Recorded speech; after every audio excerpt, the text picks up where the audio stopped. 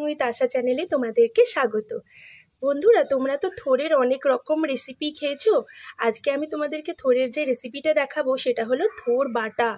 এটা কিন্তু অপূর্ব সুন্দর খেতে লাগে, গরম ধোঁয়া ওটা ভাতের সঙ্গে এটা কিন্তু দারুণ খেতে লাগে। আর থোড়ের পুষ্টিগুণ তো তোমরা জানোই যে থোড়ে প্রচুর পরিমাণে আয়রন আছে, আর থোড় কিন্তু হাই ব্লাড প্রেশারের সমস্যাটাও কমিয়ে দেয়। তাহলে চলো দেখে নেওয়া যাক যে কেমন করে করেছি আমি এই রেসিপিটা। তো এর জন্য না থোড়টাকে দেখো আমি একদম মিহি করে কুচিয়ে নিয়েছিলাম। কুচিয়ে নিয়ে প্রেশার কুকারে অল্প একটু নুন দিয়ে আমি সিটি দিয়ে নিয়েছি একখানা। সিটি দিয়ে আমি জলটা ঝরিয়ে নিয়েছি। আর তোমরা যদি থোড়টা কাটতে না পারো তাহলে আমার চ্যানেলে থোড় কাটার ভিডিও আছে, সেটা তোমরা দেখে নিতে পারো। তো এইটাকে আমি এবার মিক্সিতে পেস্ট করে নেব। এটা আমি মিক্সিতে পেস্ট করে নিয়েছি থোড়টাকে। এখন আমি মিক্সিতে আর একটা পেস্ট করে নেব। তার জন্য আমি মিক্সির বাটিটা নিয়েছি। আমি নিয়েছি 2 চামচ মতো সর্ষে, কালো সর্ষে নিয়েছি 2 চামচ। আর আমি দেব লঙ্কা, কাঁচা লঙ্কা নিয়েছি, কাঁচা লঙ্কাটা দেব। আর আমি দেব একটু চিনে বাদাম। এই চিনে বাদামটা দিলে না এই তরকারিটা খেতে খুব টেস্ট হয়। এই বাটাটা কিন্তু খুব দারুণ খেতে লাগে, তাই চিনে বাদামটা দিয়ে দেব। আর অল্প একটু আমি জল দিয়ে দেব। এবার এটা আমি মিক্সিতে পেস্ট করে নেব।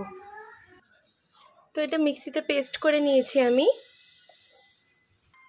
এবার দেখো নারকেলটাকে না আমি এরকম হাতের সাহায্যে একটুখানি এরকমভাবে চটকে নেব। তো ভাবতে পারো যে এই এটা মিক্সিতে পেস্ট কেন করে নিল না, কিন্তু মিক্সিতে পেস্ট করলে না এটা কেমন মিহি হয়ে যাবে।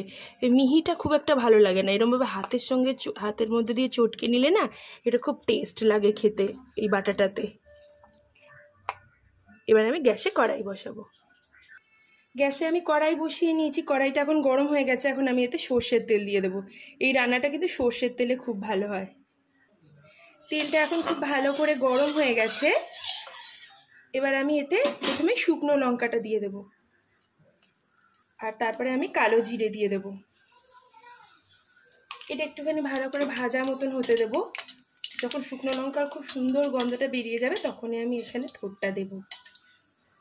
শুকনো লঙ্কাটা এখন ভাজা ভাজা হয়ে গেছে, খুব সুন্দর গন্ধ বেরোচ্ছে। এখন আমি থোড়টা দিয়ে দেব।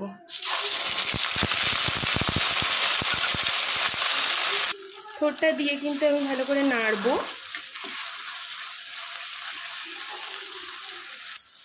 থোড়টা যখন একটু জলটা টেনে আসবে তখন আমি এই মশলার পেস্টটা দিয়ে দেবো। যে সর্ষে কাঁচা লঙ্কা দিয়ে যে পেস্টটা করেছিলাম এটা আমি এখন এতে দিয়ে দেবো।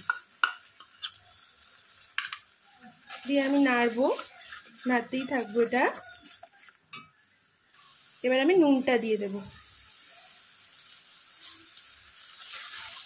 নুনটা ভালো করে মিশিয়ে নেব আর আমি নাড়তে থাকবো। কিছুক্ষণ বাদে জলটা যখন আবার শুকিয়ে আসবে তখন আমি নারকেলটা দিয়ে দেবো এর মধ্যে। আর আমি একটু চিনিও দিয়ে দেবো, একটু চিনি এর মধ্যে দিয়ে দেবো। নিয়ে এবার ভালো করে মিশিয়ে নেব। এরপর যতক্ষণ না এটা ভালো করে শুকিয়ে যাচ্ছে ততক্ষণ অবধি আমি এটাকে নাড়তে থাকবো। যখন দেখবে বাটাটা এরকম প্রায় শুকিয়ে এসছে আর কড়াইয়ের মধ্যে হালকা হালকা লাগা লাগা মতো হয়ে যাচ্ছে, তখন বুঝবে এটা কিন্তু হয়ে এসছে। এবার আমি এতে 1 চামচ সর্ষের তেল দিয়ে দেব আর 2টো কাঁচা লঙ্কা দিয়ে দেব। এবার আমি ভালো করে মিশিয়ে নেব।